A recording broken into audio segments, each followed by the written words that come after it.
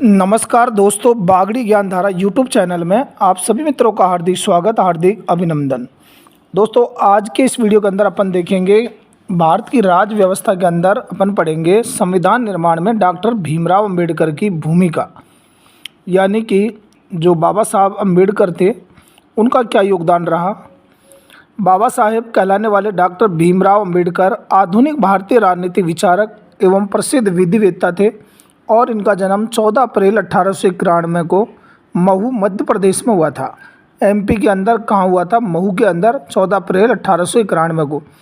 और इनकी जयंती 14 अप्रैल को समरसता दिवस के रूप में मनाई जाती है, यानी कि इनकी जयंती को समरसता दिवस के रूप में मनाया जाता है।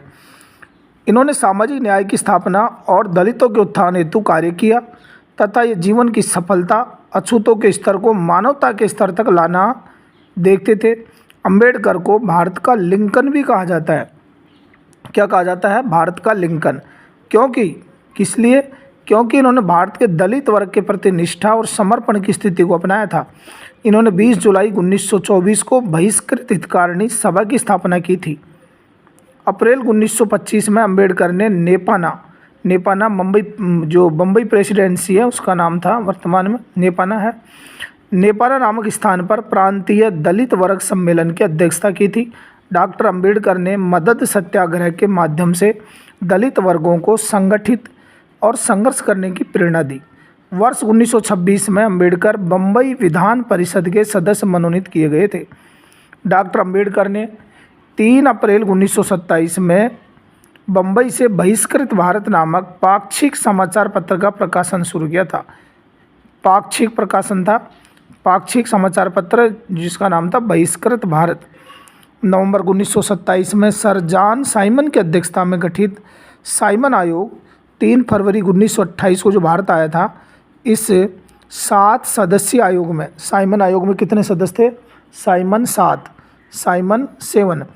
सभी सदस्य अंग्रेज होने के कारण भारतीयों ने इसका विरोध कर दिया था, क्योंकि इसमें सारे सदस्य अंग्रेज थे। 1927 के मद्रास कांग्रेस अधिवेशन में साइमन आयोग के बहिष्कार का प्रस्ताव पारित किया, लेकिन डॉक्टर अंबेडकर ने साइमन आयोग का समर्थन किया था।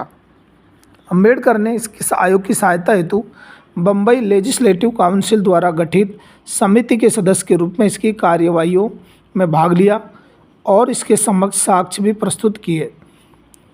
डॉक्टर अंबेडकर ने 8 अगस्त 1930 को नागपुर में आयोजित अखिल भारतीय दलित वर्ग सम्मेलन की अध्यक्षता की थी। कहाँ पर की थी? नागपुर के अंदर, महाराष्ट्र में, 8 अगस्त 1930 को। उन्होंने 1930 में the all India depressed class federation की स्थापना भी की थी। डॉक्टर अंबेडकर ने 1930, 1931 और 1932 लगातार 3 वर्ष 30, 31 और 32 वेरी मोस्ट है ये में आयोजित, डॉक्टर अंबेडकर ने 1930, 1931 और 1932 में लंदन में आयोजित तीनों गोलमेज सम्मेलन में दलित वर्गों के प्रतिनिधित्व के रूप में भाग लिया था। मतलब तीनों में भाग लेने वाले कौन थे? अंबेडकर। ए जो है ना, इसका पहला अक्षर है, वो 3 के आकार में बना है। और दलितों के लिए पृथक निर्वाचन मंडल सहित उनके लिए आरक्षण की मांग की थी।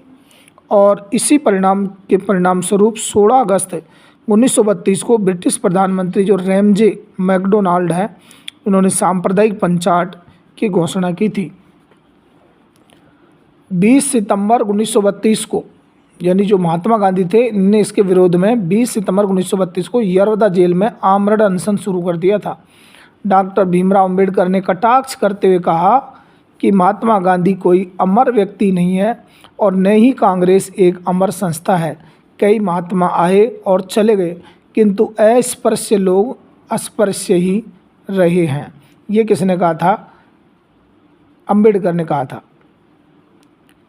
डॉक्टर भीमराव अंबेडकर पृथक निर्वाचन क्षेत्र व सामाजिक न्याय में विश्वास तथा ग्राम स्तरीय पद सोपान व नेतृत्व पूजा में अविश्वास प्रकट करते थे।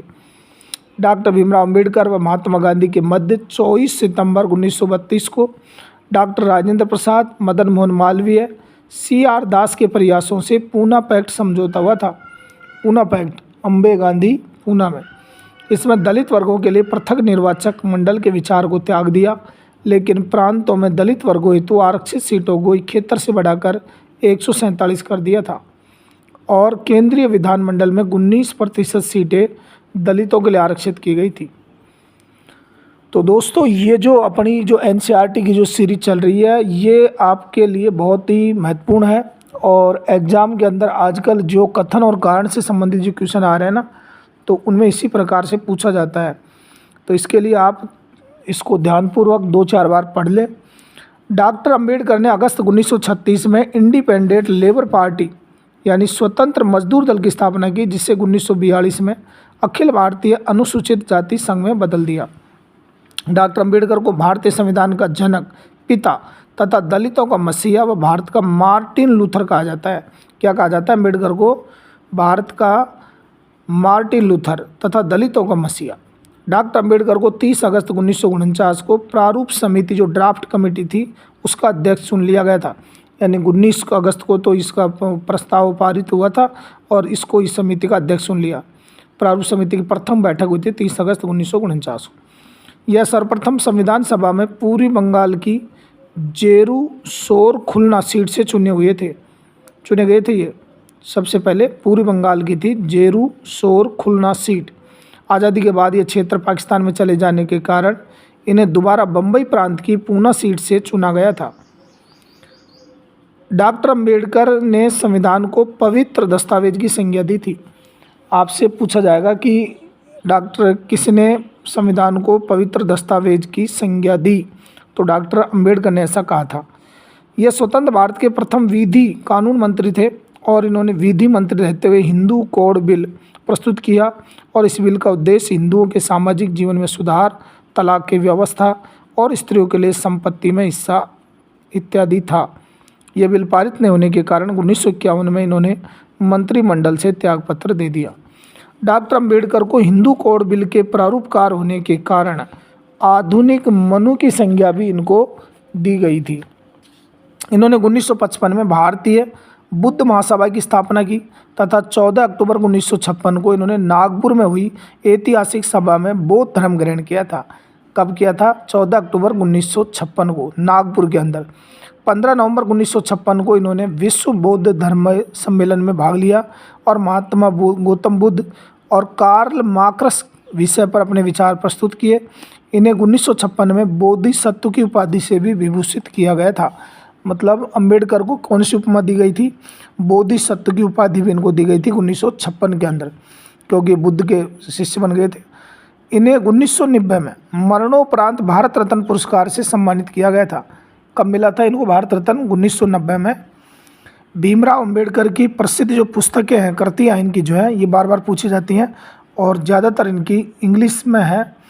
द एनिहिलेशन ऑफ कास्ट 1936 में लिखी थी।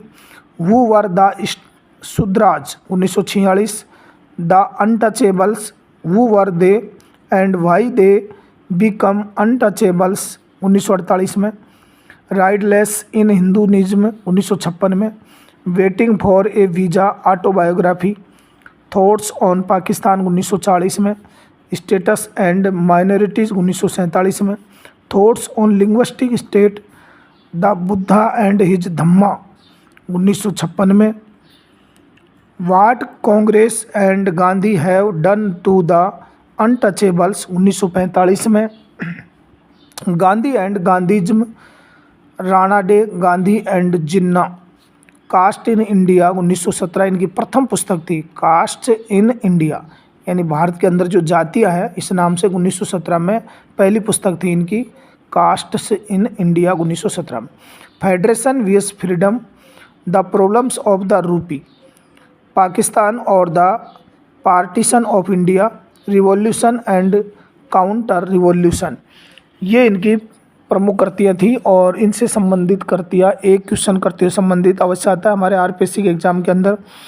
डॉक्टर भीमराव अंबेडकर के प्रमुख कथन देखिए, ये मोस्ट है। मैं आपके इस विचार से सहमत हूँ। यद्यपि हमारे संविधान में ऐसे उपबंधों का समावेश भी है जो केंद्र को ऐसी शक्ति प्रदान कर देते हैं जिनमें प्रांतों की स्वतंत्रता समाप्त सी हो जाती है, फिर भी ये परिसंघात्मक संविधान है। कैसा है? परिसंघात्मक संविधान। ये डॉक्टर भीमराव अंबेडकर का कथन है। अंबेडकर को भारतीय संविधान के जनक के स्थान पर भारतीय संविधान की जननी कहना चाहिए। ये कथन था केवी राव का। किसने कहा था ये? के.वी. राव ने, कि क्या होना चाहिए, भारत के संविधान के जनक के स्थान पर अंबेडकर को जननी होना चाहिए। यदि संविधान असफल होता है तो हमें संविधान की निंदा नहीं करनी चाहिए, लेकिन हम कहेंगे कि मनुष्य दुष्ट था। ये डॉक्टर भीमराव अंबेडकर का कथन है। प्रस्तावना सदन के प्रत्येक सदस्य की इच्छा को समेटती है कि इस संविधान की जड़ें, इसकी अभिसत्ता, इसकी प्रभुसत्ता जनसाधारण में निहित है। ये कथन भी अंबेडकर का है। डॉक्टर भीमराव अंबेडकर ने अनुच्छेद 21 को संविधान का मैग्ना कार्टा कहा था। अनुच्छेद 32 को डॉक्टर भीमराव अंबेडकर ने संविधान की आत्मा कहा है। डॉक्टर भीमराव अंबेडकर, यदि कोई सरकार नीति निर्देशक तत्वों को लागू नहीं करती तो अगले चुनाव में उसे कारण बताना होगा। नीति निर्देशक तत्व आर्थिक लोकतंत्र की स्थापना करते हैं। डॉक्टर भीमराव अंबेडकर ने देखिए क्या कहा कि आपातकाल के समय संघात्मक रूप एकात्मक हो जाता है। ये अंबेडकर का कथन है। डॉक्टर भीमराव अंबेडकर ने राष्ट्रपति शासन अनुच्छेद 356 को सुरक्षा कपाट कहा है।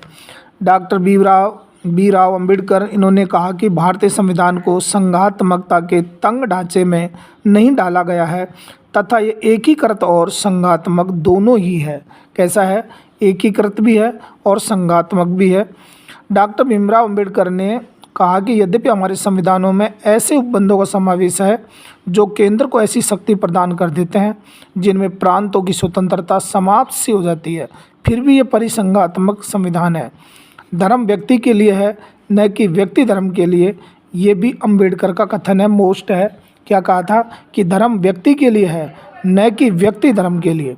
25 नवंबर 1949 को डॉक्टर भीमराव अंबेडकर ने संविधान सभा में भाषण देते हुए कहा कि राजनीति में भक्ति या नायक पूजा, हीरो वर्शिप, अवनति और अंततः तानाशाही का सुनिश्चित रास्ता है। हमें हमारे राजनीतिक लोकतंत्र को अवश्य में सामाजिक लोकतंत्र भी बनाना होगा। समता के बिना स्वतंत्रता बहुतों पर कुछ ही सर्वोच्चता उत्पन्न करेगी। डॉक्टर भीमराव अंबेडकर द्वारा प्रकाशित समाचार पत्र देखिए, ये भी मेरी मोस्ट है। मूक नायक 31 जनवरी 1920 को लिखा। बहिष्कृत भारत 3 अप्रैल 1927 को मराठी पाक्षिक पत्रिका के अंदर। समता 29 जून 1928 को। जनता 24 नवंबर 1930 और प्रबुद्ध भारत 4 फरवरी 1956 से। यानी मूक नायक, बहिष्कृत भारत, समता, जनता, प्रबुद्ध भारत, ये इनके प्रमुख प्रकाशित समाचार पत्र थे। तो दोस्तों, कैसा रहा आज का ये वीडियो? दोस्तों, आपका जो अंबेडकर से संबंधित जो भी क्वेश्चन है वो इस वीडियो के अंदर सारे आ चुके हैं। बार बार आप इनको सुनते रहे और मैं समझता हूँ कि 2, 4, 5 बार सुनने से आपका कोई प्रश्न छूटने वाला नहीं है। दोस्तों, यदि आपको वीडियो पसंद आए तो वीडियो को आप बार बार देखें, लाइक करें और चैनल पर आप पहली बार हैं तो चैनल को सब्सक्राइब करें। मिलते हैं दोस्तों नेक्स्ट वीडियो में नेक्स्ट टॉपिक के साथ। तब तक के लिए जय हिंद।